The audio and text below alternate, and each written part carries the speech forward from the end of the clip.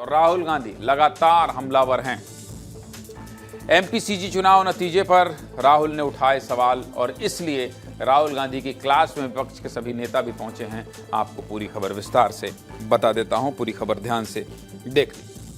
राहुल गांधी बार बार कह रहे हैं कि चुनाव आयोग वोटों की चोरी कर रहा है। कल भी उन्होंने अपनी 71 मिनट की प्रेस कॉन्फ्रेंस में वोट चोरी के आरोप लगाए थे और आज एक बार फिर से उन्होंने एक वीडियो जारी कर इलेक्शन कमीशन पर कई सवाल दाग दिए। आज राहुल गांधी ने क्या कहा है, चलिए आपको विस्तार से बता देते हैं, पूरी खबर का विश्लेषण कर देते हैं। कल से राहुल गांधी सोशल मीडिया पर ट्रेंडिंग में बने हुए हैं। ट्रेंडिंग हो कल ही प्रेस कॉन्फ्रेंस के बाद आज राहुल गांधी ने अपने सोशल मीडिया एक्स पर एक वीडियो जारी किया और कहा कि उत्तराखंड के विधानसभा चुनाव में, मध्य प्रदेश छत्तीसगढ़ के विधानसभा चुनाव में, महाराष्ट्र हरियाणा के विधानसभा चुनाव और इतना ही नहीं, लोकसभा के चुनाव में भी वोटों की चोरी हुई है।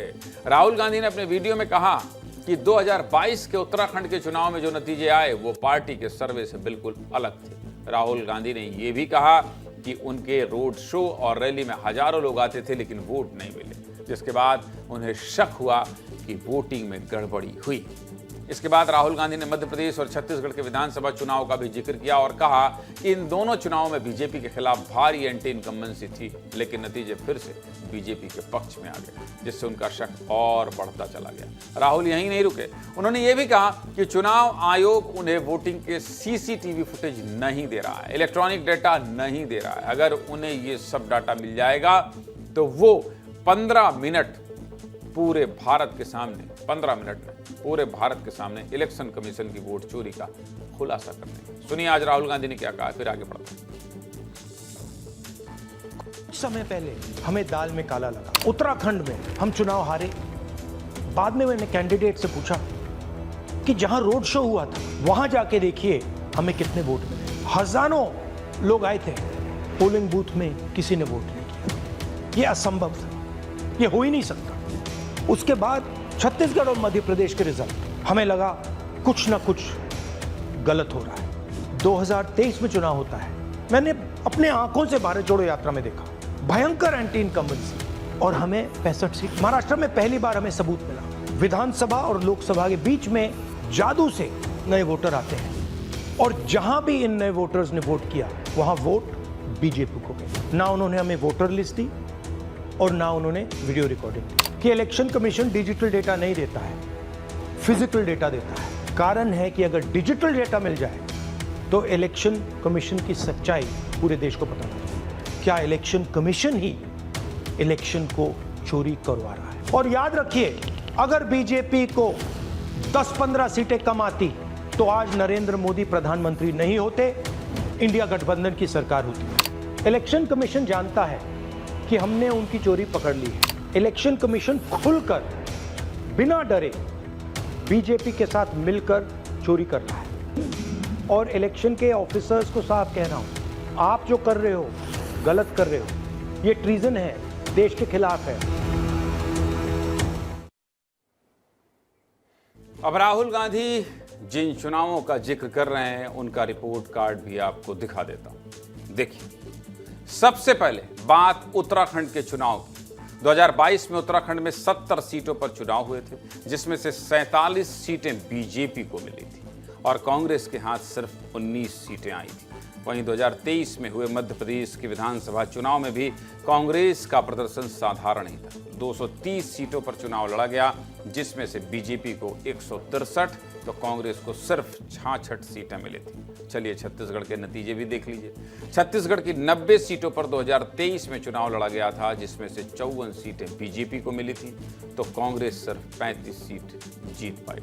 इसके बाद महाराष्ट्र, हरियाणा और लोकसभा के चुनाव 2024 में हुए, जिनमें कांग्रेस को बुरी हार का सामना करना पड़ा था और इन्हीं चुनावों का नाम लेकर राहुल गांधी दावा कर रहे हैं कि कुछ न कुछ गड़बड़ी की गई है, तभी कांग्रेस पार्टी हारी है। कल प्रेस कॉन्फ्रेंस करने के बाद राहुल गांधी ने अपने घर पर एक डिनर पार्टी रखी, जिसमें इंडिया गठबंधन के नेताओं को बुलाया गया था। इस बैठक में अखिलेश यादव, डिंपल यादव, शरद पवार, फारूक अब्दुल्ला, महबूबा मुफ्ती और सुप्रिया सुले जैसे बड़े नेता शामिल हुए थे। इस डिनर पॉलिटिक्स में भी सिर्फ इलेक्शन कमीशन की ही चर्चा हुई। राहुल गांधी ने नेताओं को एक प्रेजेंटेशन दिखाई और यह बताया कि चुनाव में वोटों की धांधली की जा रही है। राहुल गांधी के आरोपों पर इलेक्शन कमीशन ने भी जवाब दिया है और कहा है ये सभी दावे भ्रामक हैं और अगर इन आरोपों में थोड़ी सी भी सच्चाई है तो राहुल गांधी शपथ पत्र के साथ आएं और पूरा डाटा चुनाव आयोग को दें। इससे पहले भी राहुल गांधी कई बार इलेक्शन कमीशन को सवालों के कटघरे में खड़ा कर चुके हैं। इलेक्शन कमीशन ने इन आरोपों पर क्या जवाब दिया है, चलिए वो भी आपको दिखा देता हूं। देखिए, 12 जून 2025 को चुनाव आयोग ने राहुल गांधी को एक मेल भेजा, उन्हें मिलने के लिए भी बुलाया, लेकिन वो नहीं गए। इलेक्शन कमीशन ने राहुल गांधी को एक पत्र भी लिखा, लेकिन उन्होंने इसका भी जवाब नहीं दिया। चुनाव आयोग ने यह भी कहा है कि राहुल गांधी की तरफ से उन्हें आज तक कोई शिकायत पत्र नहीं लिखा गया है। चुनाव आयोग ने यह भी आरोप लगाए हैं कि राहुल गांधी इलेक्शन कमीशन के कर्मचारियों को धमकाने की कोशिश कर रहे हैं। मतलब राहुल गांधी और इलेक्शन कमीशन के बीच ठनती दिखाई दे रही है, ठन ही गई। अब राहुल गांधी इतने बड़े बड़े आरोप लगाएंगे, चुनाव आयोग को झूठा बता देंगे, बीजेपी की सरकार को चोरी की सरकार बता देंगे, तो राजनीति तो होगी। राहुल गांधी के इन आरोपों पर बाकी के नेता क्या कह रहे हैं, सुनिए। राहुल जी को भी कहना चाहता हूं, ये वोट बैंक की राजनीति, मतदाता शुद्धिकरण पहली बार नहीं हो रहा है। आपके परनाना जवाहरलाल नेहरू ने शुरू किया था। अब आप चुनाव पे चुनाव हारते जाते हो, इसलिए पहले से ही बिहार चुनाव हारने का एक वजह लोगों को बता। इनका वोट बैंक ही जब्त हो गया है, वो ये तो आरोप लगाएंगे। सच्चाई यही है कि 25 से 30 सीटें जो हेर फेर हुई हैं, अगर वो नहीं होती तो नरेंद्र मोदी प्रधानमंत्री नहीं होते। तो जिस पेड़ पर बैठे थे उसी को कुल्हाड़ी से काटने का काम कर रहे थे। क्या देश की संवैधानिक संस्थाओं के